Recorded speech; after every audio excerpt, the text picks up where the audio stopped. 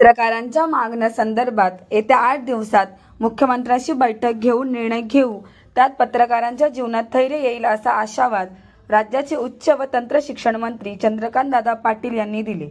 पत्रकारांच्या विविध मागण्यांसाठी महाराष्ट्र राज्य पत्रकार संघाच्या वतीने काढण्यात आलेल्या दीक्षाभूमी ते मंत्रालय पत्रकार संवाद यात्रेच्या सांगता समारोपाप्रसंगी पाटील यांनी आश्वासन दिले. यशवंतराव चव्हाण सेंटर, मंत्रालय, मुंबई येथे पार पडलेल्या संवाद यात्रेच्या समारोप कार्यक्रमास राज्याचे पर्यटन मंत्री मंगलप्रभात लोढा, विधान परिषदेचे आमदार पंकजा मुंडे, पत्रकार संघाचे प्रदेश अध्यक्ष वसंत मुंडे, राज्य संघटक संजय भोकरे, राज्य सरचिटणीस डॉक्टर विश्वासराव आरोटे, कोकण विभागीय अध्यक्ष नितीन शिंदेसह सर्वच पदाधिकारी उपस्थित होते. असणं आवश्यक आहे. तिथली ही माध्यम व्यवस्था अधिक सक्षम असली पाहिजे, यासाठी ही यात्रा आहे.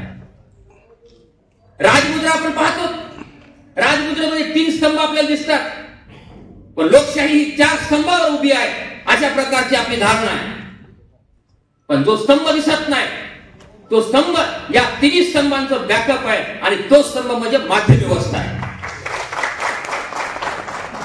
ज्या ज्या देशामध्ये माध्यम व्यवस्था अधिक सक्षम आहे, त्या देशांमधली लोकशाही अधिक बळकट आहे, अधिक सुदृढ आहे.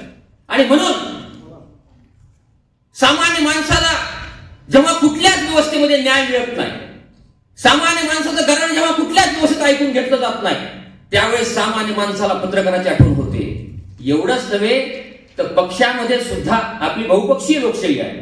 पक्षांमध्ये सुद्धा ज्यावेळेस एखाद्या नेत्याचं म्हणणं किंवा एखाद्या कार्यकर्त्याचं म्हणणं ऐकून घेतलं जात नाही, तेव्हा त्याला सुद्धा पत्रकारांचीच आठवण होते, पत्रकारांसमोर यावं. एवढंच नव्हे तर या देशामधले सर्वोच्च न्यायालयाचे न्यायाधीश असतील किंवा व्यवस्थेमधले अनेक लोक असतील, त्यांना जेव्हा जेव्हा असं वाटतं की आपलं म्हणणं लोकांपर्यंत गेलं पाहिजे, व्यवस्थेपर्यंत गेलं पाहिजे, त्यावेळेस सुद्धा त्यांना पत्रकारांचीच आठवण होते. आणि म्हणून ही व्यवस्था अधिक सक्षम असणं आवश्यक आहे. यासाठी दुसरं कुणी येऊन काही करणार नाही, तर या व्यवस्थेतल्या लोकांना यासाठी काम करणं आवश्यक आहे. आणि म्हणून कोरोनानंतर दादा विशेषतः वर्तमानपत्राच्या क्षेत्रात काम करणारे लोक असतील, वर्तमानपत्र असतील किंवा इलेक्ट्रॉनिक मीडियामध्ये काम करणारे लोक असतील किंवा अन्य माध्यमामध्ये काम करणारे लोक असतील, या लोकांसमोर अनेक अडचणी उभ्या राहिलेल्या आहेत. मात्र प्रश्न असा आहे की पत्रकारांना काहीच अडचण नसते अशा प्रकारची मानसिकता राजकीय व्यवस्थेची आहे, राज्यकर्त्यांची आहे आणि समाजाची सुद्धा आहे. आणि पत्रकार झाले की सगळे प्रश्न सुटले, त्याच्यात कुठलेच प्रश्न नाहीत अशा प्रकारची मानसिकता असल्यामुळं आणि त्याही पलीकडं पत्रकार आपल्या मागण्यांसाठी किंवा आपल्या विषयांसाठी कधीही उघडपणे बोलत नाहीत. पण दादा या यात्रेच्या निमित्तानं जेव्हा 27 जिल्ह्यात जात असताना पत्रकारांनी आपल्या वेदना, आपल्या भावना अनेक ठिकाणी व्यक्त केल्या. जळगावमध्ये जे नाव घेऊन सांगेल, जळगावमध्ये किशोर पाटील नावाचा TV9चा प्रतिनिधी आहे, त्यांनी जेव्हा कवितेतून पत्रकाराचं जगणं काय आहे हे मांडलं, त्यावेळेस त्या ठिकाणी 100-150 उपस्थित असलेल्या पत्रकारांचे डोळे पाणावले. संभाजीनगरमध्ये एक ज्येष्ठ पत्रकार जेव्हा उठून उभा राहिला आणि त्यांनी सांगितलं, माझं वय 72 वर्ष झालेलं आहे, मी पेन्शनसाठी अर्ज दिलेला आहे, प्रस्ताव दिलेला आहे, 4 वर्ष झालं प्रस्ताव मंजूर होत नाही, त्रुट्यांमध्ये प्रस्ताव आहे, आता कुणी काम देत नाही आणि पेन्शन ही मंजूर होत नाही, जगायचं कसं हा प्रश्न माझ्या समोर आहे. मग अशा लोकांच्या बाबतीत आपण बोलणार आहेत का नाही, अशा लोकांचे प्रश्न आपण मांडणार आहेत का नाही, यासाठी ही संवाद यात्रा आहे. आणि म्हणून सरकार ही व्यवस्था आहे आणि सरकार या व्यवस्थेने सगळ्या घटकांना न्याय देत असताना पत्रकार या माध्यम या घटकाकडे सुद्धा पाहणं आवश्यक आहे. आणि म्हणून हा माध्यम घटक लोकशाहीचा प्रमुख घटक आहे. मात्र या घटकाला कुठल्या सुविधा आहेत त्याचा जर विचार केला तर कुठलीच सुविधा नाही हाच प्रश्न येतो. सरकारकडे फक्त 2च योजना या घटकांसाठी आहेत. एक आहे ऍक्रेडिशन. मागच्या 5 वर्षाच्या काळामध्ये देवेंद्र फडणवीस साहेब मुख्यमंत्री असताना मी त्या कमिटीचा अध्यक्ष होतो. ऍक्रेडिशन दिलं जातं, ज्या ऍक्रेडिशनवर पत्रकारांना शासकीय सुविधा मिळतात. मात्र त्या ऍक्रेडिशन अटी काय आहेत सगळ्यांना माहिती आहे, दादांपासून लोढासाहेबांपासून सगळ्यांना माहिती आहे की आता ग्रामीण भागामध्ये, शहरी भागामध्ये काम करणारा कुठलाही पत्रकार पगारावर नाहीये, तो मानधनावर आहे, तो स्ट्रेंजर आहे. तरी पण त्यामध्ये अट आहे, पगार पत्रक जोडल्याशिवाय ऍक्रेडिशन मिळत नाही. ऍक्रेडिशनचा कोठा आहे त्या कोठ्यामुळे प्रकाशन स्थळ, संपादक आणि कार्यकारी संपादक कोठा संपला. मग या पत्रकारांनी करायचं काय? दुसरी अट आहे की आकडेशन घ्यायचं असेल, पेन्शन घ्यायची असेल तर तुमचा दुय्यम व्यवसाय असता कामा नये अशा प्रकारचं प्रतिज्ञापत्र द्यावं लागतं. सरकारचं धोरण आहे, सरकारचे प्रतिनिधी सातत्याने सांगत असतात की प्रत्येक माणसाचं उत्पन्न दुप्पट झालं पाहिजे, त्याचा आर्थिक विकास झाला पाहिजे. ही भूमिका जर सरकारची असेल तर पत्रकारांना देताना मात्र ही भूमिका दुटप्पीपणाची का, हा प्रश्न या निमित्तानं उपस्थित होतो आहे. सरकारनं बाळशास्त्री जांभेकर सन्मान योजना सुरू केली. 60 वर्ष वय झाल्यानंतर ज्यांनी निष्ठेने या क्षेत्रामध्ये काम केलं, ज्यांनी प्रामाणिकपणे आपलं आयुष्य या क्षेत्रासाठी वाहिलं, त्या ज्येष्ठ पत्रकाराला 60 वर्षानंतर बाळशास्त्री जांभेकर सन्मान योजनेअंतर्गत 20,000 रुपये मंजूर केले जातात.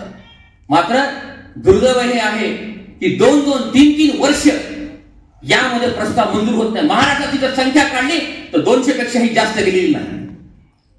आणि मग या क्षेत्रामध्ये काम करून आयुष्याच्या शेवटी आपल्या पदरात काय पडतं हा जेव्हा विचार होतो त्यावेळेस एका नाव अनेक ठिकाणी नाव घेऊन सांगा, एका ज्येष्ठ पत्रकारांनी, एका ज्येष्ठ संपादकांनी 30-40 वर्ष ज्यांनी आपल्या आयुष्याची पूर्ण हयात या क्षेत्रासाठी आणि समाजाच्या उत्थानासाठी घालवली, त्यांनी गौरव पुरस्कार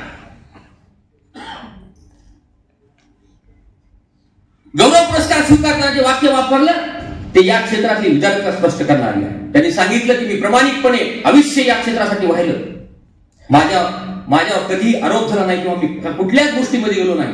पण आज ज्यावेळेस सेवा गौरव पुरस्कार स्वीकारतो आहे, जीवन गौरव पुरस्कार स्वीकारतो आहे, त्यावेळेस मात्र तुम्ही जर सगळेच याच माझ्या पद्धतीने काम करत असाल तर तुमच्या आयुष्याच्या शेवटी मात्र तुमच्या पदरामध्ये उपेक्षा आणि पश्चातापाशिवाय काही पडणार नाही. हे जर निष्ठेने काम करणाऱ्या, आपलं आयुष्य वेचणाऱ्या, ज्यांचा आदर्श आमच्या समोर आहे, ज्यांच्या आदर्श ज्यांच्याकडे बघून आम्ही पत्रकारिता करतो, त्यांचं जर हे वाक्य शेवटच्या क्षणात असतील, मला सांगा या क्षेत्रामधली विदारकता किती आहे. आणि म्हणून मी अनेक ठिकाणी दादा प्रश्न विचारला पत्रकारांना. या ठिकाणी पत्रकार आहेत, पत्रकार आयुष्यभर 20, 25, 30 वर्ष काम केल्यानंतर, 40 वर्ष काम केल्यानंतर आपल्या मुलाला या क्षेत्रात आणू इच्छितो काय? हेच उत्तर जागोजागी मिळत आहे. आणि जर आपल्या मुलाला आपण या क्षेत्रामध्ये आणू इच्छित नसू, आपली मानसिकता नसेल, याचा अर्थ या क्षेत्रामध्ये काम करताना काय भोगावं लागतं हे स्पष्ट होत आहे. आणि म्हणून हे सुद्धा समाजातला घटक आहे. या घटकाला सुद्धा न्याय भूमिका देणं आवश्यक आहे. आणि म्हणून राज्य सरकार, केंद्र सरकार, आपण अनेक वर्ष दादा लोढाजी सरकारमध्ये आहे. केंद्र सरकार, राज्य सरकार दरवर्षी अर्थसंकल्प जाहीर करतं. आम्ही त्या अर्थसंकल्पावर पानाचे पानं भरतो, रकाने भरतो, टीव्हीवर चर्चा करतो, कोणत्या क्षेत्राला काय मिळालं, कोणत्या क्षेत्राला काय मिळालं नाही त्यासाठी आम्ही भांडतो. मात्र हा प्रश्नच कधी उपस्थित झाला नाही आणि कुणी केलाही नाही. सरकारही त्याकडलं त्या बाबतीत कधी बोललं नाही की माध्यम घटकासाठी केंद्र असेल, राज्य सरकारच्या अर्थसंकल्पामध्ये 1 रुपयाची सुद्धा तरतूद नसते. हा घटक व्यवस्थित आहे का नाही? बाकीचे 3 घटक जे आहेत, न्याय व्यवस्था, राज्य व्यवस्था आणि प्रशासन व्यवस्था, या सगळ्या घटकांसाठी जर तरतूद असेल, सगळ्या घटकांसाठी जर सुविधा असतील तर यामध्ये किमान सुविधा असाव्या. किमान सुविधा अशी अपेक्षा या घटकाने का करू नये? आणि पत्रकार सामान्यांचे प्रश्न मांडतो, व्यवस्थित भेटतो. मी नेहमी म्हणत असतो पत्रकार कोणी होऊ शकत नाही दादा, ज्याच्यामध्ये समाजातल्या प्रश्नांबद्दल तळमळ आहे, ज्याला प्रश्नांबाबत जाण आहे, जे प्रश्न सुटले पाहिजेत ही भूमिका आहे, आणि व्यवस्थेशी कुठल्याही प्रसंगी धोका पत्करायची ज्याच्यामध्ये हिंमत आहे, तोच पत्रकार होऊ शकतो. पत्रकारामध्ये किती क्षमता आहे याचं अनेक ठिकाणी पत्रकारांनी सांगितलं काय होऊ शकतं. आणि सरकार, मी अनेक ठिकाणी मांडलं की सरकार जर मतांच्या गठ्ठ्यावर घटकांना न्याय देण्याचा विचार करत असेल तर पत्रकार सुद्धा हा पहिल्यांदा मतदार आहे आणि नंतर पत्रकार आहे, याचाही सरकारने विचार करावा. अशा प्रकारची भूमिका या दौऱ्याच्या, या यात्रेच्या संदर्भात दिसून आली अनेक ठिकाणी. आणि म्हणून मी या ठिकाणी आपल्या सगळ्या मान्यवरांना जायचं असल्यामुळे, त्यांना घाई असल्यामुळे मी फारसं बोलणार नाही. पण दादा, कोरोनानंतर सगळ्यात जास्त फटका बसला वर्तमानपत्र आणि माध्यम क्षेत्रातील लोकांना. आणि त्याच्यामुळं अनेक वर्तमानपत्रांनी आपल्या आवृत्त्या बंद केल्या, अनेक वर्तमानपत्रांनी आपलं प्रकाशन बंद केलं आणि 10-10, 20-20 वर्ष काम करणाऱ्या लोकांना एका श्राप घरी जावं लागलं. आज जे काम करतात त्यांना सुद्धा निम्म्यावर नाही तर वेठबिगारीपेक्षाही अधिक परिस्थिती आहे. आणि खाजगी व्यवस्थापनामध्ये, खाजगी संस्थेमधून एखाद्या व्यक्तीला काढायचं असेल, एखाद्या कर्मचाऱ्याला काढायचं असेल तर अनेक त्याला नोटीस द्यावं लागते, त्यांना अनेक विषय करावे लागतात. पण या ठिकाणी एका क्षणात ग्रुपमधून बाहेर काढलं की विषय संपला. अशा प्रकारचं कुठलं स्थैर्य, कुठलीच आर्थिक स्थैर्य या क्षेत्रामध्ये नाही. पत्रकाराला सुद्धा कुटुंब आहे, त्याला सुद्धा काही जबाबदारी आहे. या गोष्टींचा विचार करून सरकारने यामध्ये भूमिका घेणं आवश्यक आहे. आणि अलीकडे दादा आमची अशी परिस्थिती आहे, म्हणजे राजकीय व्यवस्थेतल्या सगळ्या घडामोडींमुळे सगळ्यात जास्त मार बसतो तो पत्रकारांना. म्हणजे आम्ही एकाने आक्षेप घेतला, बातमी 2 दिवसांनी छापून आली, मी लोकसत्तात इतकी वर्ष काम करतो, आणि त्या नेत्याने आक्षेप घेतला, तुम्ही माझ्या जुन्या पक्षाचं नाव टाकून मला नेता कसं काय केलं. म्हणजे आम्हाला ज्यावेळेस बातमी लिहायची आहे त्यावेळेस अगोदर त्याला विचार लागते की तुम्ही उद्या सकाळी बातमी आमची प्रसिद्ध होण्यापर्यंत तुम्ही या पक्षामध्ये राहणार आहेत का. जो पत्रकार परिषदेसाठी येतो त्यांना अगोदर आम्हाला विचार लागते की तुम्ही नेमक्या कोणत्या पक्षामध्ये कोणत्या गटामध्ये. कारण बातमी प्रसिद्ध झाली की दुसऱ्या दिवशी ते दुसरीकडे असतो, त्याच्यामुळे बातमी नंतर लगेच आक्षेप घेतला जातो की बातमी तुम्ही चुकीच छापली, जुनी बातमी छापली. दादानी आता हा एक मुद्दा दिला बघा, पत्रकारांपेक्षा कितीतरी पुढं दृष्टी असणारे चंद्रकांत दादा पाटील आहे. म्हणजे इतकी वर्ष जे आम्हाला सुचलं नाही कंसामध्ये आजचा पक्ष, ते दादांनी या ठिकाणी स्पष्ट केलं. आणि म्हणून आता ही तुम्ही, त्याच्यामुळे मी काही दया करा म्हणणार नाही आता, की एखाद्या व्यक्तीला घेताना किंवा सोडताना 1-2 दिवसाचा वेळ मध्ये जावा. पण तुम्ही सांगितले की आजचा पक्ष, त्याच्यामुळे आमचा प्रश्न सुटलेला आहे. आणि म्हणून आमच्या 2-3 प्रमुख मागण्यात आपल्याला सगळ्यांना घाई असल्यामुळे फक्त एवढंच सांगतो की दादा, केंद्र सरकार अनेक घटकांना, अनेक त्यांचे व्यवस्थापन चालावे यासाठी तरतूद करतं. आणि आमची मागणी आहे की वर्तमानपत्र ही देशातली 35,000 कोटीची इंडस्ट्री आहे, याच्यावर अनेक लोकांचा रोजगार उपलब्ध आहे, अवलंबून आहे, अनेकांच्या रोजगाराचं स्थैर्य अवलंबून आहे. आणि त्यामुळं केंद्र सरकारने वर्तमानपत्र खरेदी करणाऱ्यांना आयकरामध्ये वार्षिक 5,000ची सूट द्यावी, अशा प्रकारची आमची प्रमुख मागणी आहे. त्याचं मुख्य कारण हे आहे की केंद्र सरकार वेगवेगळ्या खाजगी इन्शुरन्स कंपन्या, विमा कंपन्या ज्या आहेत, 30-35 विमा कंपन्या, 40 कंपन्या ज्या असतील, या कंपन्यांच्या पॉलिसी विकल्या जाव्यात, त्या लोकांनी घ्याव्यात, यासाठी सरकार जो पॉलिसी घेतो त्याला त्याच्या इन्कम टॅक्स मध्ये त्याच्या एका हप्त्या इतका परतावा देतो.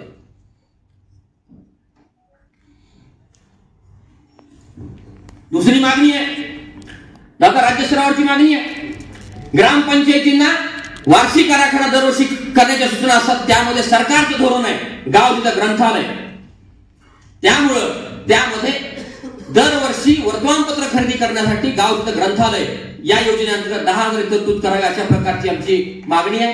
आणि त्याही पलीकडे दादा, हा महत्वाचा मुद्दा आहे आणि मग मी समारोपाकडे येणार आहे माझ्या भाषणाच्या, की दोषांवर बोट ठेवून सातत्याने या व्यवस्थेला, या माध्यम व्यवस्थेला कमजोर करण्याचा प्रयत्न सगळ्या घटकांकडे होतो आहे. पण केवळ दोषांवर बोट ठेवून जर ही व्यवस्था अधिक कमजोर झाली, प्रामाणिकपणे काम करणाऱ्या लोकांची संख्या कमी होत गेली, तर लोकशाहीसमोर अनेक प्रश्न उभा राहणार आहेत. लोकशाहीसमोर अनेक प्रश्नांना सामोरं जावं लागणार आहे. आणि यासाठी आज कुणाला वाटू अथवा न वाटू, पण आज ही परिस्थिती निर्माण झालेली आहे. आणि म्हणून सगळ्या क्षेत्रामध्ये दोष, कुठलंही क्षेत्र दोषापासून मुक्त नाहीये. मात्र या क्षेत्राला सुद्धा कमीत कमी दोषमुक्त करायचं असेल तर स्टेट प्रेस काउन्सिल निर्माण झाली पाहिजे, ही आमची प्रमुख मागणी आहे. आणि ती यासाठी आहे की तुम्हाला वकिलीचा व्यवसाय करायचा असेल, LLB झाला, LLM झाला, तरी तुम्हाला बार काउन्सिलची परवानगी लागते. गव्हर्नमेंटमध्ये यायचं असेल तर तुम्हाला सरकारी वकील व्हायचं असेल तरी बार काउन्सिलची परवानगी असणं आवश्यक असतं. ते डिग्री ऑथराईज होते. तुम्हाला मेडिकल, तुम्ही जर उच्च तंत्र शिक्षण मंत्री आहात, मेडिकल MBBS MD जरी झालं तरी तुम्हाला व्यवसाय करत असेल किंवा सरकारी व्यवस्थेमध्ये यायचं असेल तर तुमचं मेडिकल काउन्सिल जे आहे याच्याकडे तुमची नोंदणी असणे आवश्यक आहे. त्याच धर्तीवर दादा देशामध्ये प्रेस काउन्सिल ऑफ इंडिया आहे, मात्र त्या प्रेस काउन्सिल ऑफ इंडियाचं काम वेगळं आहे. म्हणून राज्य स्तरावर महाराष्ट्र हे देशाला दिशा देणारं राज्य आहे. तर महाराष्ट्राने या बाबतीमध्ये पुढाकार घ्यावा, त्यासाठी एक अभ्यास गट तयार करावा आणि स्टेट प्रेस काउन्सिल निर्माण करावी आणि या अंतर्गत ही सगळी व्यवस्था आणली जावी आणि त्या व्यवस्थेअंतर्गत ज्या सुविधा सरकारला द्यायच्या असतील त्या सुविधा द्याव्यात. त्याचबरोबर वर्तमानपत्र विक्रेते असतील, पत्रकार असतील, या घटकामध्ये काम करण्याची संख्या प्रचंड मोठी आहे. वर्तपत्र विक्रेत्याची संख्या जवळपास 3 लाखाच्या पुढे आहे. आणि म्हणून या घटकासाठी अर्थसंकल्पामध्ये तरतूद होणं आवश्यक आहे. आणि यासाठी तुम्ही सगळ्या घटकांना, सगळ्या वेगवेगळ्या घटकांना तुम्ही आर्थिक विकास महामंडळ दिली आहे. सरकारचं धोरण आहे प्रत्येक घटकाचा विकास झाला पाहिजे. आमची सुद्धा आता एवढीच मागणी आहे. पत्रकार हा सुद्धा समाजातला एक घटक आहे, तो सुद्धा सामान्य आहे आणि हे सामान्य पत्रकार गाव पातळीवरची अत्यंत क्षमतावान आहे. फक्त बाईट आज जर्नलिझम आहे, फक्त बाईट आणि TRPच्या पाठीमागं हे काय म्हणाले ते काय म्हणाले याच्या पलीकडे जात नाही. आणि राजव्यवस्थेमध्ये झालेला गोंधळ फक्त लोकांपर्यंत दाखवणं हेच जर आमचं काम राहिल्याची मानसिकता आमची असेल तर गाव पातळीवर, जिल्हा पातळीवर, तालुका पातळीवर काम करणारा जो पत्रकार आहे हा प्रचंड क्षमतावान आहे. आणि त्यामुळं या घटकासाठी स्वतंत्रपणे आर्थिक विकास महामंडळ स्थापन करून या घटकाला न्याय देण्याची भूमिका सरकारने घ्यावी. त्याचं मुख्य कारण दादा हे आहे की आम्हाला कुठल्याही बँक, आमची इतकी प्रतिष्ठा आहे म्हणजे या क्षणामध्ये की बँकेमध्ये गेल्यानंतर ते इतका चहा पाजतात गरम आणि फक्त असं म्हणतात की साहेब तुमच्यासारखा माणूसच नाही, तुमच्यामुळे सगळी लोकशाही चालू आहे, तुमच्यामुळे सिस्टम चालू आहे. आणि कर्जाची फाईल पुढे गेली की ते म्हणतात तुमचं उत्पादन खर्च किती, तुमचा पेपरचा 10 रुपये, तुम्ही विकता कितीला 2 रुपयाला. 8 रुपयाचा तोटा भरायची क्षमता तुमच्याकडे, बँकेचं कर्ज कशाला पाहिजे तुम्हाला? इतक्या सुंदरपणे म्हणजे RBIचं एक पत्रक होतं, पत्रकार आपण त्या सगळ्या याच्यामध्ये आहे. तुम्हाला माहित असेल राजकीय पक्षाचे कार्यकर्ते आणि वकील या घटकांपासून सावध राहा, अशाच प्रकारचा ते पत्राचा अर्थ होता. आणि म्हणून या व्यवसायाला, या क्षेत्राला आर्थिक पातळीवर सक्षम करण्यासाठी, या सूत्रामध्ये बांधण्यासाठी या 2-3 प्रमुख मागण्यांबाबतीमध्ये आपण विचार करण्यासाठी सरकार पातळीवर आपण प्रयत्न करावा एवढी या ठिकाणी मी अपेक्षा करतो. सरकारने आपल्याच काळामध्ये देवेंद्र फडणवीस साहेब मुख्यमंत्री असताना पत्रकार संरक्षण कायदा मंजूर झाला. पत्रकारांना मुक्तपणे लिहिता आलं पाहिजे, व्यक्त होता आलं पाहिजे. पण अलीकडं पत्रकारांनी लिहिल्यानंतर त्या बातमीवर काही आक्षेप असेल, दाखवल्यानंतर त्या बातमीवर काही आक्षेप असेल तर त्यासाठी आक्षेप घेता येतो. मात्र अलीकडं थेट गुन्हे दाखल करण्याचे प्रकार आणि चांगल्या प्रामाणिकपणे काम करणाऱ्या पत्रकारांना आपल्या उद्देशापासून, आपल्या ध्येयापासून परावर्त करण्याची मोठ्या प्रमाणात झाली आहे. महाराष्ट्रामध्ये शेकडो गुन्हे दाखल झाले. आमची मागणी इतकीच आहे की पत्रकारांच्या विरोधात तक्रार आली असेल तर ती तक्रार उपविभागीय अधिकारी DYSP जातीच्या अधिकाऱ्यांनी चौकशी करावी आणि त्यानंतर त्यामध्ये जर तथ्य असेल तर त्यानंतर त्यामध्ये कारवाई करावी. आम्ही कारवाई करू नका या मताची अजिबात पाहिजे. जर चुकला असेल तर त्याच्यावर कारवाई झाली पाहिजे, तो सिस्टमचा भाग आहे. पत्रकार संरक्षण कायदा मंजूर झाला, मात्र या कायद्याची अंमलबजावणी स्थानिक पातळीवर होत नाही. आणि म्हणून ही स्थानिक पातळीवर अंमलबजावणी होण्यासाठी आपण सरकार म्हणून या बाबतीमध्ये लक्ष घालणं आवश्यक आहे. आणि यासाठी मला इतकंच सांगायचं की प्रसार माध्यमामध्ये ज्या काही छोट्या मोठ्या आमच्या माहिती आणि जनसंपर्क विभागाकडे फार छोट्या छोट्या गोष्टी येतात, अत्यंत ज्याला आर्थिक कुठलाही विषय नाहीये, अशा छोट्या छोट्या गोष्टी येतात. त्या गोष्टींवर तातडीनं निर्णय व्हावा आणि त्या मागण्या मंजूर व्हाव्या अशा प्रकारची आमची एक विनंती आहे. दुसरी, राज्यभरातल्या प्रत्येक जिल्ह्यातून या ठिकाणी लोक, पत्रकाराच्या व्यतिरिक्त एकही माणूस आपल्याला सभागृहात दिसणार नाही. आणि म्हणून ही सगळी गावगाड्यात काम करणारी माणसं आहेत, गावगाड्यात बनवणारी माणसं आहेत. आणि यांची इतकी क्षमता आहे यांच्या मोबाईलमध्ये 5-5, 3-3 हजार नंबर असतात.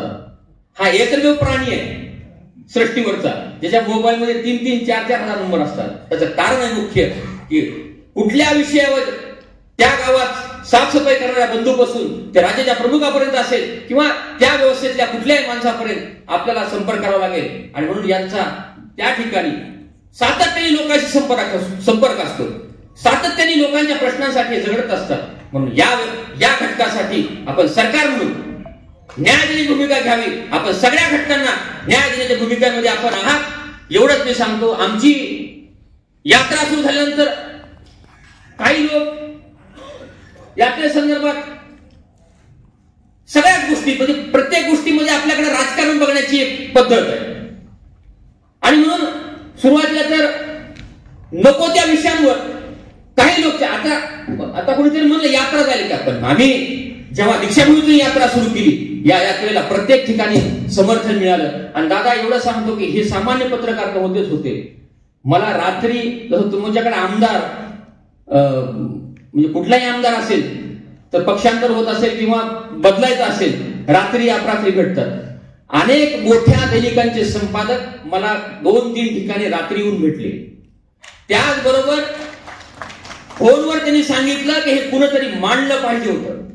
मी म्हणलं त्यांनी मला इतकं माझं कौतुक केलं. मी म्हणलं साहेब हे फक्त ऑन कॅमेरा सांगा ना तुम्ही. ते म्हणले आमची अडचण तुला माहित आहे ना, ऑन कॅमेरा सांगू शकत नाही किंवा बोलू शकत नाही. पण हे जे तुमचं चाललेलं आहे तुम्ही जे करताय कोणीतरी हिंमत केली आणि या सगळ्या वर्गांसाठी बोलण्यासाठी तुम्ही पुढे आलात त्याबद्दल मी तुमचं अभिनंदन करतो. फक्त एवढंच आहे मी ऑन बोलू शकत नाही पण माझं समर्थन तुम्हाला या चळवळीची या संवाद यात्रेची समाज ही मूलभूत प्रक्रिया जी वैयक्तिक आणि सार्वजनिक पातळीवर परिवर्तन करण्याची शक्ती ठेवते. आणि म्हणून जसं किशनराव असे असतील किंवा अनेक अन्य संघटना 50 जवळपास 200 संघटनांनी वेगवेगळ्या संघटनांनी या ठिकाणी समर्थन दिलं.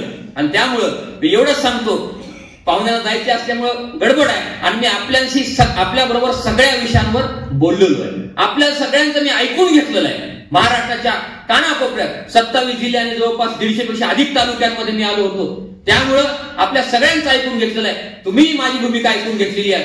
त्यामुळे मी शेवटी फक्त एकच सांगतो.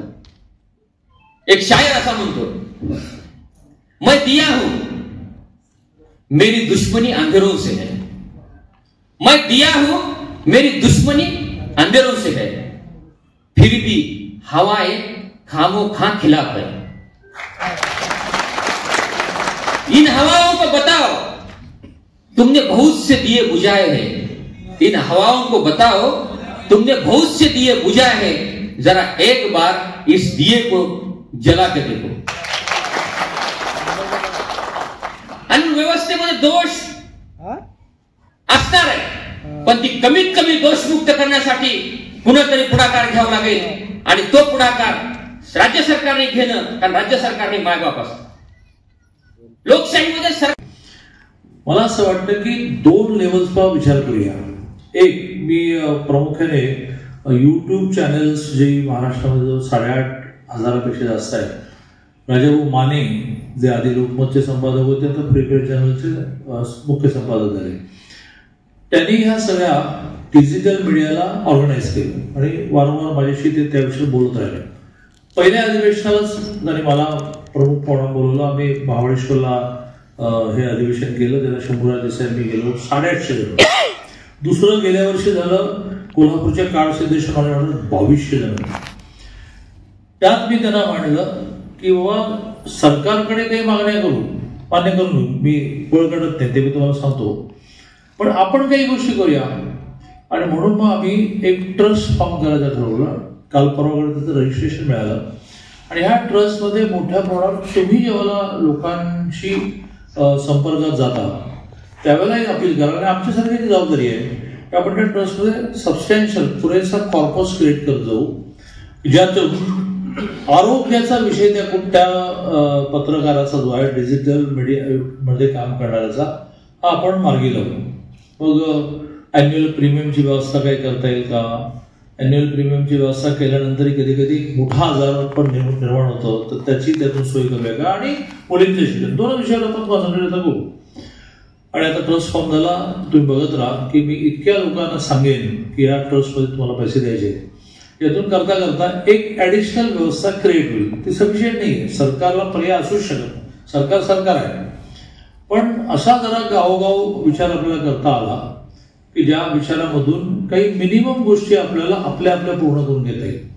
तुम्ही निर्णय करा की प्रत्येक जिल्ह्यामध्ये तुमचा एक ट्रस्ट असेल.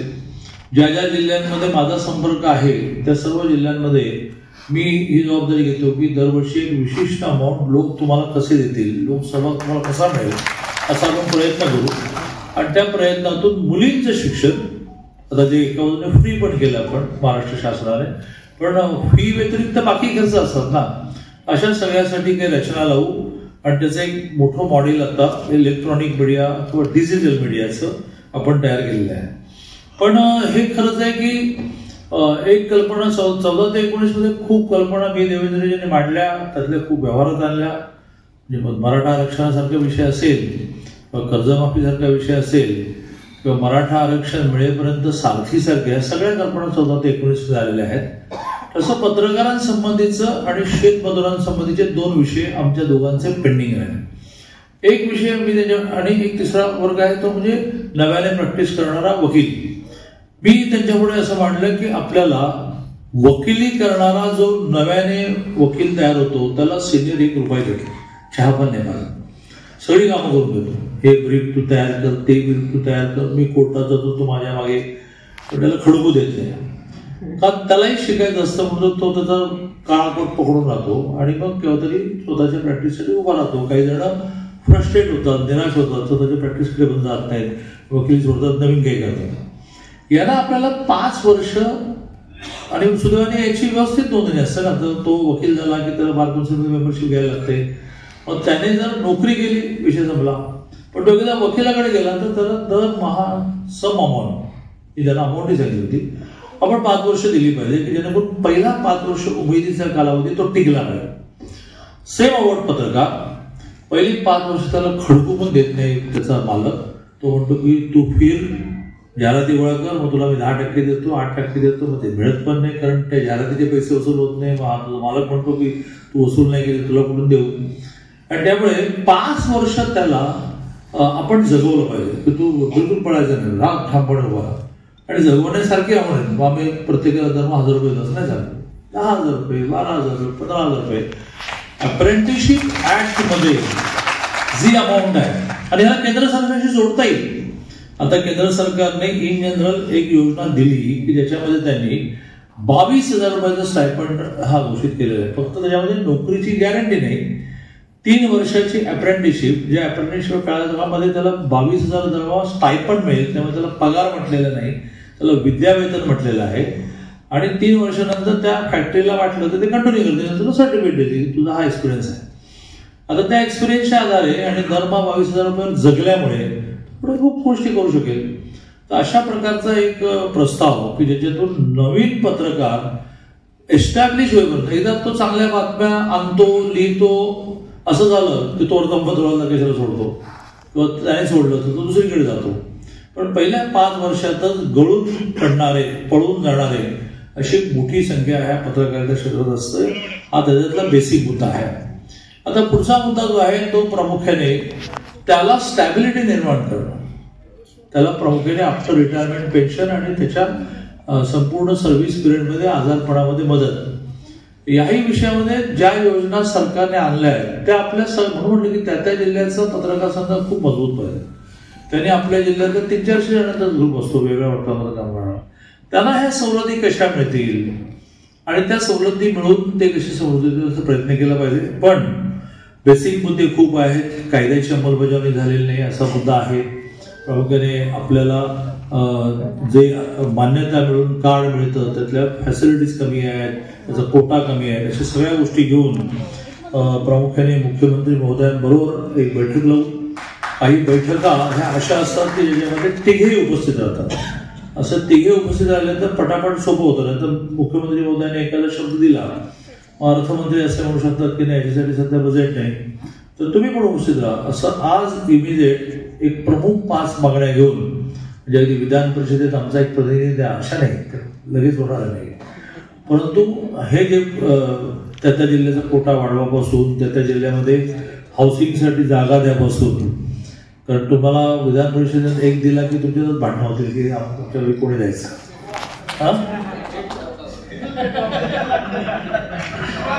त्यामुळे त्यांचा पण सुरुवात करून टाकला. त्यामुळे ज्याला आपण रोजमर्राच्या असं म्हणतो की ज्याच्याशिवाय आमचं कुटुंब नाही चालणार, अशा सगळ्या गोष्टी मी माझ्या रिटायर्डवर देतो, तिघांकडे मिटिंग मागतो. एक 8 दिवस कसे बिझी आहेत ते मला माहिती आहे. अगदी 2 आणि 3ला राष्ट्रपतीच महाराष्ट्रात आहेत, 3 ठिकाणी त्यांचे कार्यक्रम. असे बीजेपीचे राष्ट्रीय अध्यक्ष आता कराड आणि कोल्हापूरला आहेत. हा आठवडा थोडा धावपळीचा असल्यामुळे पुढच्या आठवड्यात अशी बैठक नक्की घेऊ. मंगलप्रभात लोढांनी त्यांच्यापुरती एक घोषणा केलीच आहे की जेवढी ITI आहेत त्या ITI लोकल एक 10 का काहीतरी म्हटलं त्यांनी वर्तमान आम्ही घेऊ. मी जरा कॅल्क्युलेशन करतो, कारण त्यांची 200 ITI आहेत तर माझी 6000 कॉलेजेस आहेत. त्यामुळे असलं तर मी कॅल्क्युलेट करतो की हे त्या कॉलेजला कंपल्शन करता येईल का, युनिव्हर्सिटीने त्यांना द्यायची का, आम्ही स्टेट गव्हर्नमेंट म्हणून ज्या ग्रँट देतो वेगळ्या कारणाने त्यात द्यायची, किंवा हे पैसे वर्षाला तुमचं इतकं बिल होईल, आम्ही अजून चेकिंग करणार, इतके पेपर तुम्ही आणता की नाही. आणि त्याच्यामध्ये लोकल पेपर त्यांचं खप कमी आहे, ज्यामुळे ते तोट्यात असतात, ते तुम्ही घ्या असं फक्त मी प्रस्ताव मांडतो. गेल्या माझ्या सेक्रेटरीला कॅल्क्युलेट करायला सांगतो. अशा ज्या लगेचच्या गोष्टी आहेत त्या आपण नक्की पूर्ण करू. आणि बैठक म्हणजे एक महामंडळाचा विषय आहे, म्हणजे काही कारणच नाही न म्हणण्याचं, पटकन हा संपवला पाहिजे विषय. कारण जवळजवळ नवीन 23 महामंडळ आता आपण घोषित केली. त्या प्रत्येक महामंडळाला पहिले 50 कोटी भांडवली दिलं. कधी वर्तमानपत्र टाकणारे, रिक्षा चालवणारे, अशी मोठी यादी आहे सगळी झालेली. तुम्ही कधी म्हणून प्रदेश मी म्हटलं ना की अशा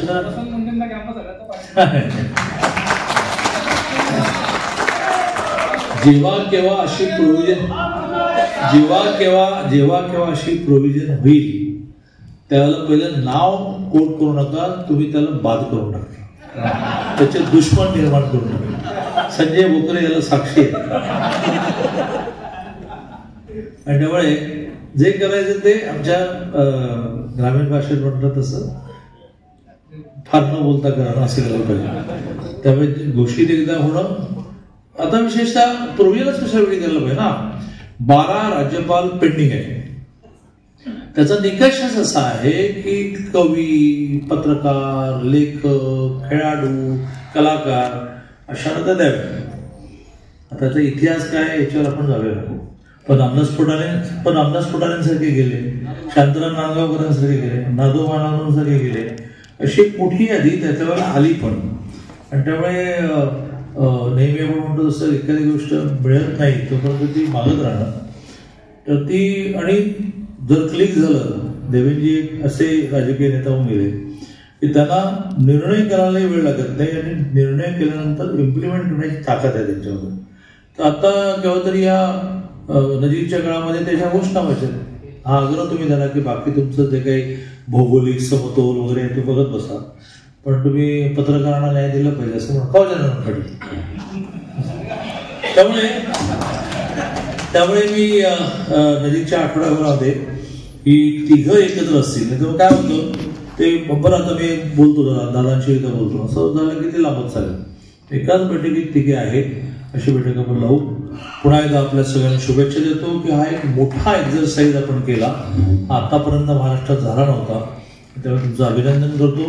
वसंतराव मुंढेंचं वक्तृत्व पाहिल्यानंतर मला असं वाटलं की त्यांना खूप भविष्य आहे, पत्रकार म्हणून सुद्धा, नेता म्हणून सुद्धा. त्यांना शुभेच्छा देतो. तांड्यावरून आलेल्या सर्व पत्रकार बांधवांचे आहे.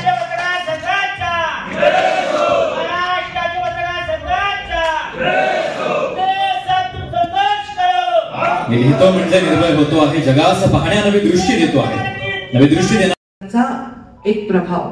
जरी आता न्यूज चॅनल खूप झाले असतील, वर्तमानपत्र खूप झाले असतील, ऑडिओ व्हिज्युअलचे वेगवेगळे साईट झाले असतील, युट्यूब चॅनलच्या माध्यमातून लोक व्यक्त होत असतील, वेगवेगळे इंटरनेटवर वेगवेगळे आयुध निर्माण झाले असतील, तरी सगळ्यात एक धाक हा कायम राहिलेला आहे, तो हा लोकशाहीच्या स्तंभाचा. आणि मग त्यांचे जे प्रश्न आहेत ह्या क्रांतीमध्ये तेही बदलत गेलेले आहेत. पूर्वी एखादी बातमी छापून आणत असेपर्यंत त्या बातमीच्या चुका दुरुस्त करता येत होत्या, किंवा त्या बातम्या दाबताही येत होत्या ज्याला दाबायच्या त्यांना. किंवा आता असं नाही आहे, आता एखादी गोष्ट ही जणू बाण सुटला अशा प्रकारे ती एकदा गेली तर त्याला रिपेअर करणं कठीण असतं. आणि अशा परिस्थितीमध्ये राजकारण आणि हे पत्रकारिता यांचंही कुठेतरी सांगड घालायची गरज आहे. वसंत मुंडेंचं अभिनंदन केलं. मी म्हणलं मुंडेंनाच यात्रा जमतात. मुंडे साहेबांनी यात्रा काढली होती, संघर्ष यात्रा, तेव्हा सत्ता परिवर्तन झालं होतं. त्याच्यानंतर अनेक यात्रा झाल्या. मी म्हणत नाही की आता हा गमतीचा भाग झाला, अनेक लोकांनी अनेक यात्रा काढल्या, यशस्वी झाल्या. मुंडे साहेबांच्या जाण्यानंतर हतबल झालेल्या समाजाला हात देण्यासाठी, त्यांचं मनोबल ठेवण्यासाठी पुन्हा संघर्ष यात्रा मी केली होती, मला आठवतं. तेव्हा एकदा सत्ता परिवर्तन झालेलं आहे. आणि आता वसंत मुंडे तुम्ही यात्रा केल्यावरही सत्ता परिवर्तन नाही होणार असा इतिहास घडला तर फार आनंद होईल. मोकळे साहेबांनी सांगितलं की माहित नाही कोणाचं सरकार येईल आम्हाला, पण मला असं म्हणावं लागतं आणि मला वाटतं मनापासून की आता सरकार आलं पाहिजे. मी तर आता आमदार झाले, आता तर सरकार आलं पाहिजे ना. कारण शेवटी मी 5 वर्ष संघटनेचं काम करत असताना सरकार होतं, पण मला जे करता येईल त्याला शेवटी तुमच्या संविधानिक मर्यादा असतात. तर या मुंडेंच्या यात्रेने मला असं वाटतं की योग्य बदल करूनच आहे ते सत्ता राहील, सामान्य माणसाच्या साठी सत्ता राहील असं वाटतं. आता तुमच्या मागण्या ज्या आहेत त्याच्या आधी माझ्या मते चंद्रकांत दादा येऊन गेले, मंगलप्रभात लोढा येऊन गेले, आणि आता मी आले आहे. खरं तर प्रोटोकॉल उलटा झाला. ते मंत्री आहेत, ते प्रमुख भूमिकेत आहेत. सरकारने काय करावं काय नाही करावं हे त्यांच्या डायरेक्ट हातामध्ये आहे. मी तर आता 12 जुलैला विधान परिषदेचे मेंबर परत झाले 5 वर्षाच्या वेगळ्या भूमिका निभावल्यानंतर. पण मला आठवतं की जेव्हा मी मंत्री होते तेव्हा त्या काळामध्ये पत्रकारांच्या हक्कासाठी नेहमी सकारात्मक भूमिका मी घेतलेली आहे. पत्रकार आज खरं तर जे प्रिंट मीडिया आहे त्यांचं खूप एक वेगळा प्रवास चालू आहे, कठीण प्रवास चालू आहे. इलेक्ट्रॉनिक मीडियाचा पण प्रवास बघायला गेला तो प्रचंड कॉम्पिटिशन आहे, त्यांचा एक कठीण प्रवास चालू आहे. आणि अशा कठीण प्रवासामध्ये बातमी देणं हेच ध्येय बनून जातं. योग्य बातमी देण्यापेक्षा अशी ही परिस्थिती निर्माण होते. अशा वेळी योग्य माणूस म्हणून या जसं आम्हाला राजकारणात एक चांगला व्यक्ती, बाबा ज्याला कोणताही माणूस द्वेष करत नाही, ज्याला कोणत्याही पक्षाचा वैयक्तिक विरोध नाही, असा बनून राहण्यात जेवढं कठीण काम आहे तेवढंच पत्रकारितेसाठी आज हे कठीण काम आहे की बाबा हा पत्रकार योग्य भूमिका मांडतो. आणि मग योग्य भूमिका मांडणारे जे लोक असतात ना ते समाजामध्ये मुठभरच असतात. क्रांती करणारे लोक मुठभर असतात, ते क्रांती घडवतात, अनेक लोकांच्या विचारांना प्रभावित करतात. मग अशा लोकांना खूप अडचणींना सामोरं जावं लागतं. एखादी खरी बातमी दिली, एखादा घोटाळा काढला की त्याला धमक्या येतात, त्याला अडचणी निर्माण होतात, त्याला संरक्षण मिळत नाही, त्याच्याच एडिटरला कदाचित त्याला माफी मागायला लागते किंवा कधी कधी नोकरी सुद्धा गमावी लागते. हे प्रसंग असतात. आणि अशा वेळी थोडी दादागिरी राजकारणीच लोक करत असतात. बातम्या कोणाच्या असतात अजून, जरी तुम्ही कुठल्या एखाद्या संस्थेविषयी छापली तरी पण राजकारणाची बातमी पण चवीने लोक हा यांनी केलं, हे अपेक्षितच आहे, यांनी घोटाळाच केला. पण अशा वेळी त्या पत्रकाराला, त्या पत्रकाराच्या जे आयुक्त वापरतायत, मग ते प्रिंट असेल, त्याला संरक्षण मिळालं पाहिजे. ही बेसिक मागणी आपली आहे. आता हे संरक्षण कसं मिळू शकतं तर ते जगले तर संरक्षण मिळेल. जगण्यासाठी आर्थिक शक्ती सुद्धा त्यांना मिळायला पाहिजे. आणि त्याच्यामुळे त्यांना जाहिरातीच्या बद्दल त्यांना प्राधान्य दिलं गेलं पाहिजे. जाहिराती जर सरकारच्या ते छापत असतील तर त्याच्या जीएसटी मध्ये काही सूट मिळाली पाहिजे. अशा प्रकारच्या बेसिक आपण मागण्या केलेल्या आहेत. त्याचबरोबर एक वृत्तपत्र खरेदीसाठी ग्रामपंचायतला 10,000 रुपयाची एक तरतूद करावी. इतकी छान मागणी, मी ग्रामविकास मंत्री तेव्हा होते, जरी मागणी तेव्हा असते तर मी लगेच मंजूर करून टाकली असती. पण मला काय वाटतं ह्याच्यासाठी, कारण ग्रामपंचायत ही सशक्त व्हावी अशी इच्छा माझी होती. कारण ती डिजिटलाइज व्हावी, झाली बरं का. आपल्या सरकार सेवा केंद्रामध्ये ग्रामपंचायत डिजिटलाइज झाली. ग्रामपंचायतच्या त्या हॉलमध्ये बसून काही जुने माणसं अजूनही आपण बघतो, झाडाखाली बेंचवर बसून पेपर वाचताना आपल्याला गावाकडे गेलो की वयोवृद्ध माणसं दिसतात. आणि अजूनही पेपरचं जे हे आहे क्रेज आहे किंवा एक क्रेडिबिलिटी आहे त्याला मानलंच पाहिजे. तर त्याच्यासाठी तशी तरतूद करावी ही चांगलीच मागणी आहे. आणि एवढं बजेट आहे ग्रामविकासचं किंवा ग्रामीण ह्याचं त्याच्यात 10,000 रुपये ही तरतूद. आता ते तुम्ही वार्षिक लिहिलंय ते बघायला गेलं तर किती ते 600-700 रुपये सुद्धा महिन्याला येत नाही. ही तरतूद करणं काही खूप अवघड गोष्ट नाही. मी स्वतः मुख्यमंत्र्यांना, ग्रामीण विकास मंत्र्यांना, उपमुख्यमंत्र्यांना सांगेन की या बाबतीत तात्काळ निर्णय चांगला घ्यायला काहीच हरकत नाही. आपले बरेच 24-25-26 तुम्ही ह्याच्यामध्ये मागण्या दिल्या आहेत. नक्कीच चंद्रकांत पाटलांनी आणि मंगलप्रभात लोढांनी त्या ऍड्रेस केल्या असतील. पण बाळशास्त्री जांभेकर निवृत्ती योजनेत ज्या जाचक अटी आहेत त्या रद्द कराव्या, ह्याच्यासाठी आपण प्रयत्न करतोय. बाप ज्यांची सेवा झाली आहे 30 वर्ष त्यांच्यासाठी हा विषय माझ्या हृदयाच्या थोडा जवळ आहे. आपण नेहमी बीड जिल्ह्यामध्ये बाळशास्त्री जांभेकर यांच्या कार्यक्रम घेत असतो, तर नक्की याच्यासाठी सुद्धा मी आग्रह धरीन. कारण शेवटी निवृत्तीच्या अटी जाचक नाही असला पाहिजे. निवृत्ती काळ हा सुखद व्हावा, ज्याने आयुष्यभर हा कारण एक लोकशाहीमध्ये सेवेचाच भाग आहे. योग्य बातम्या, योग्य वृत्त देणं, योग्य गोष्टी खुल्या करणं, योग्य गोष्टीवर आवाज उचलणं, तर त्याच्यासाठी नक्कीच जाचक अटी नसल्या पाहिजे. ह्या सगळ्या गोष्टीकडून जात असताना महागाईच्या भत्ता वगैरे वगैरे सगळं आता मी काय वगैरे रिपीट करत नाही, पण शेवटी एकदम फोकस आला शेवटच्या मूळ मुद्द्यावर की मतदारसंघ पुनर्रचनेत शिक्षक पदवीधर यांच्याप्रमाणे पत्रकारांसाठीही स्वतंत्र मतदारसंघ स्थापन करावा. आणि हे म्हणजे एकदम म्हणजे एखादा असं सिनेमामध्ये सिरियलमध्ये डायन असं ते एकदम तसं माझं सगळं येते. आता हे अरे बापरे हे झालं. मागणी आहे चांगलीच आहे, सरपंचही मागणी करतायत, प्रत्येक घटक म्हणतो आमचा एक वेगळा मतदारसंघ पाहिजे. तसं पत्रकारांची मागणी करायला काहीच हरकत नाही. पण तुम्ही जर राजकारणात आल्यावर मग आम्ही पण तुमच्याशी कसं लिहिणार? आम्ही तर तुमच्यावर लिहू शकत नाही. तुम्ही पण राजकारणात आले तर मग तुम्ही असं म्हणजे इतकं निवृत्त मन ठेवून किंवा एक न्यूट्रल मन ठेवून काम करू शकलं पाहिजे, हे पण आवश्यक आहे. कारण आम्ही पत्रकार म्हणलं की एक वेगळंच त्याचं एक वैभव आहे, एक वजन आहे. तर पत्रकारातून राजकारणात यावं ह्याच्यापेक्षा तुम्ही खुलच राजकारणात काय येत नाही. त्याला काय लागतं? तुम्ही डायरेक्ट म्हणजे तुम्हाला काय गरज आहे पत्रकारांचा वेगळा मतदारसंघ असायची? तुम्ही डायरेक्ट नॉर्मल विधानसभा लोकसभा लढायला काही पत्रकारांना बंदी वगैरे असं काही नाहीये. तर तुम्ही चांगलं काम करून त्याच्यातही यावं अशा माझ्या शुभेच्छा आहेत आणि अशी माझी इच्छा देखील आहे. म्हणजे राजकारणात काय त्रास असतो हे पण कळल्याशिवाय राहणार नाही. कारण शेवटी राजकारण धरून लोक तर पहिले शिवी द्यायची असेल तर राजकारण, पहिले टीका करायची तर राजकारण, कोण वाईट सगळ्यात वाईट असतात असं राजकारणी असं म्हणतात. पुन्हा मला बघितलं म्हणतात ताई राजकारण्यांविषयीचं आमचं मत फार वाईट होतं पण तुम्ही तशा नाहीत हो. म्हणलं आता मी तुम्हाला भेटेपर्यंत तुम्हाला मी वाईटच वाटत होते की काय, असं माझ्यासारख्याला प्रश्न पडतो. त्यामुळे माझं तर म्हणणं असतं प्रत्येकाने राजकारणात या, चांगल्या माणसांनी राजकारणात या, म्हणजे राजकारणाची दुर्दशा कमी होईल. पण खरं सांगायचं झालं, सत्य बोलायचं झालं, जी आम्हाला बिमारी आहे, आता राजकारण ज्या दिशेने चाललेलं आहे त्या राजकारणात खरंच सामान्य माणूस येईल का हो? खरंच ज्याच्या खिशात रुपया नाही तो येईल का हो?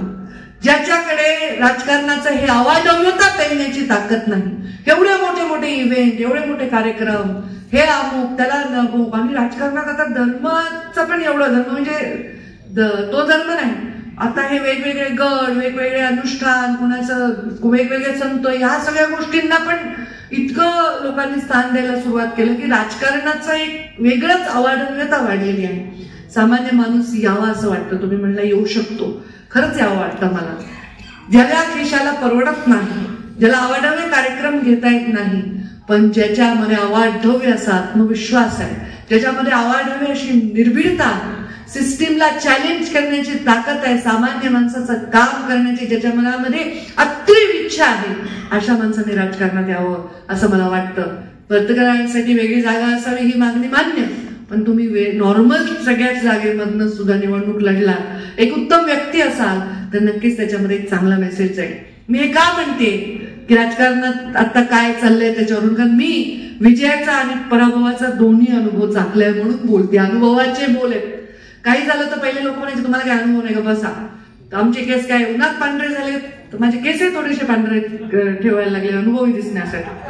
तर मला असं वाटायला लागलं की आता हे सगळं झालं, आपल्याला अनुभव आलाय, आपल्याला विजयाचा अनुभव, मंत्रालयाचं कामकाज करायचा अनुभव, वेगवेगळ्या आरोपांना सामोरं जायचा अनुभव आहे आणि पराभवाचाही अनुभव आहे. हा पराभवाचा अनुभव कधी कधी वाटतं की राजकारण काम करत असताना यशस्वी होण्यासाठी केवळ गुणच आवश्यक आहेत असं नाही, भाग्यही आवश्यक आहे, कधी कधी नेहमी चांगल्याच गोष्टी जिंकतात असं नाही, कधी कधी कारस्थानही जिंकत असतात. ह्या सगळ्या गोष्टी अभ्यास करत करत माणूस या मंचावर काम करत असतो. आणि हे काम करत असताना आपली सकारात्मकता कायम ठेवणं अत्यंत आवश्यक आहे. वसंत मुंडेंचा आयुष्याचा प्रवास मी पण जवळून पाहिलेला आहे. आमच्यामध्ये अनेक वर्ष असा संबंध, मुंडे साहेबांचे खूप लाडके मानूरकर आणि वसंत मुंडे. कुठेही मुंडे साहेब गेले तरी आमचे मागचे जिल्ह्यातलेच पत्रकार आहेत आणि त्यांचं ते प्रॉब्लेम पण असू शकतो की आम्ही हे दोघं का लाडके, तर मी सगळ्यांना लाडकं ठेवायचा प्रयत्न करते. कारण मी स्त्री असल्यामुळे भांडायचे लोक तुम्ही, पण हे मुंडे साहेबांचे खास लहान लहान वयाचे पण होते तेव्हा सगळे बडिंग पत्रकार. तर तो संबंध पुढे जपण्याचा मी प्रयत्न केला. ही सगळी टीम खूप छान काम करते. मी तुमचे सगळ्यांचे अभिनंदन करते. वसंतराव, हे एक संकल्पना चांगली तुम्ही सुरू केली आणि तुम्ही सगळ्यांनी मिळून ती यशस्वी पार पाडली. ह्याच्यामध्ये संजयजी भोकरे, नितीन शिंदे, प्रवीण सपकाळ, विश्वास आरोटे सगळ्यांचंच त्याच्यात योगदान आहे. कारण मी तुम्हाला खूप कौतुक करून गेल्यानंतर मंचावरून ते जे असेल पुन्हा त्याचं पण अडचण मी समजू शकते.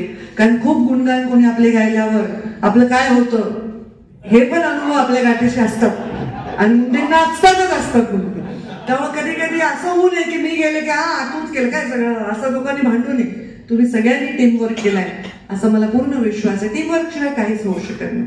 पण ही संकल्पना मला खूप आवडली. तुमच्या या संकल्पनेला खूप खूप मी त्याचं कौतुक करते. आणि ह्या तुमच्या सगळ्या मागण्यांसाठी जेव्हा जेव्हा तुम्हाला कधीही आवाज उचलायची गरज असेल, आता डिसेंबरमध्ये माझा आवाज विधान परिषदेत जाणारच आहे, तर तो आवाज तुमच्यासाठी नक्कीच मी उचलेन. हा माझा शब्द मी तुम्हाला जाहीर दृष्ट्या देते. तुमच्या प्रत्येक प्रश्नासाठी, जे जेन्युइन प्रश्न आहे, जे आवश्यक प्रश्न आहे, त्याच्यासाठी मी उभी राहीन.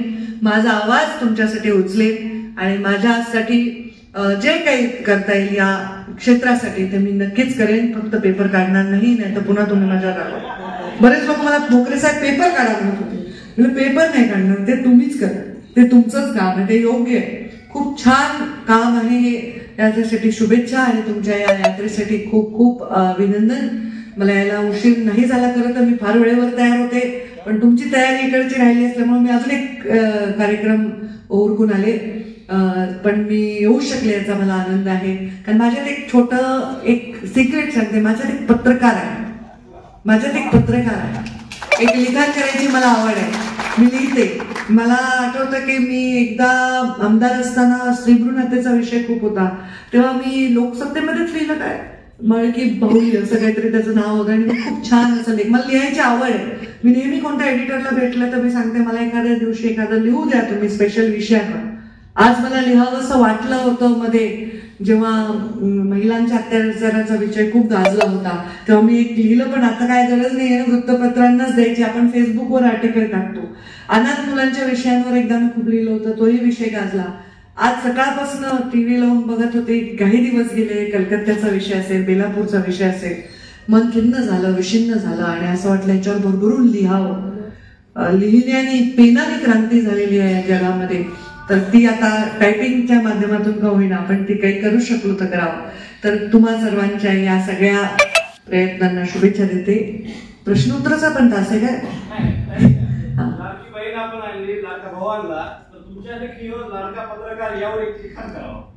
लाडका पत्रकार त्याचं नाव लिहू शकत नाही पण अच्छा, लाडका पत्रकार. आता हेच पंचायत आहे ना, जो लाडका पत्रकार ज्याचा असेल तो सगळ्यांचा किती धोका होईल याचं जर अवघड आहे. त्याचं नाव गुपित ठेवावं लागेल आपल्याला. लाडका एडिटर, लाडका पत्रकार.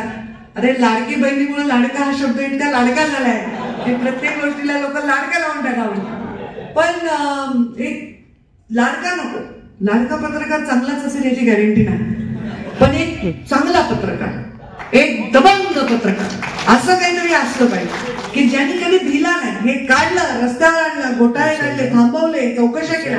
हे लाडकाचं काय मग कोणत्या मोठ्या माणसाचं लाडका पत्रकार असं होऊन जाईल. आपण निर्भीड पत्रकार किंवा दबंग पत्रकार असं काहीतरी करायला हरकत नाही. मला जमलं तर करेन. गोपीनाथ मुंडे प्रतिष्ठान अजून मंत्री लोकच जास्त निर्णय घेऊ शकतील, मी काय करणार आहे. पण माझ्यातर्फे गोपीनाथ मुंडे प्रतिष्ठान मधून मी प्रयत्न करेन की असा एखाद्या निर्भीड पत्रकाराचा वर्षातून एकदा मी सन्मान करावा आणि त्याला काहीतरी त्याचा एक सन्मानपत्र द्यावं, काहीतरी करावं असा मी नक्कीच प्रयत्न करेन. चांगली खूप छान सूचना आहे. फक्त लाडका शब्द बाजूला काढूया आपण. तर तुम्हा सर्वांना शुभेच्छा. मला इथं बोलवलं, माझ्यासाठी प्रतीक्षा केली, ह्याच्याबद्दल. तंत्र शिक्षण मंत्री आणि तुम्हाला मुलाखत घ्या म्हटलं, कोणा सगळे पत्रकार आहे तुम्ही, मुलाखत घ्या म्हणून गेला तर तुम्हाला आधी अभ्यास असला पाहिजे त्या खात्याचा. पवार साहेबांची मुलाखत तुम्ही घ्यायला जाल तर तुम्हाला पवार साहेबांना कुठल्या क्षेत्रातलं अष्टपैलू व्यक्तिमत्व भीष्माचार्यचं ऐकते. मुख्यमंत्री चर्चा करतात, सगळं करतात, पण संघटना ही महत्वाची आहे. संघटना ही टिकली पाहिजे. कुणालाही वाईट काळ आला, कुठं काही झालं तरी ही संघटनाच पाठीशी राहते, हे पहिला प्रमुख लक्षात ठेवलं पाहिजे. शासन किती मदत करते, प्रत्येक गोष्टीत शासनावर अवलंबून अजिबात राहायचं नाहीये. शासनाकडनं जेवढं मिळतं तेवढं घेतलं पाहिजे आणि संघटित झाल्याशिवाय हे मिळत नाही. ह्याचं हे उदाहरण आहे आता. परंतु आज मुख्यमंत्री आणि अशी वेळ झाली आहे की सगळे आलेही असते, सगळे बोलतात, पण आता परिस्थितीची निवडणुकीचं वारं वाहत आहे. अशा वेळेला आपणही समजून घेतलं पाहिजे. आणि प्रत्येक जण आपण विविध जिल्ह्यामधनं तुम्ही सगळे आलाय, काम करताय. कुणाचं किती ऐकावं, किती ऐकून घ्यावं आणि किती वेळ ऐकावं हे सुद्धा प्रत्येकाला उमजलं पाहिजे. स्वतंत्र विचारानं जगायला तुम्हीही शिकलं पाहिजे.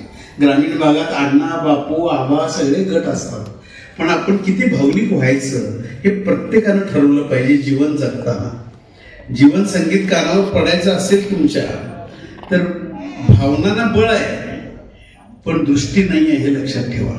विचारांना दृष्टी आहे पण स्फूर्ती नाही आहे.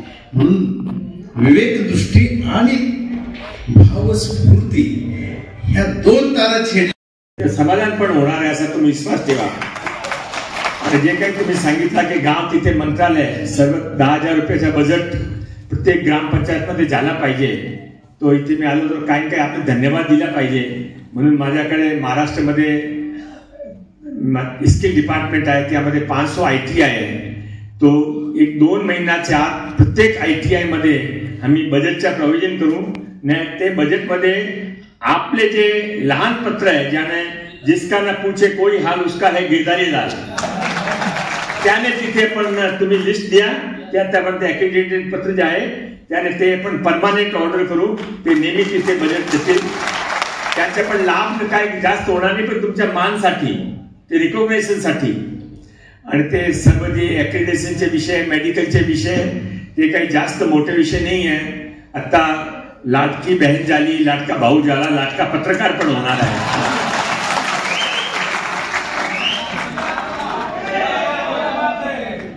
होणार आहे.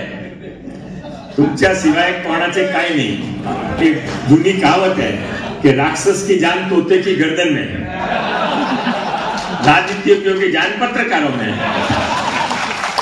तुम्ही आहे म्हणा, मी आहे. तो ते मी परत एक वेळा मनापासून क्षमा मागतो.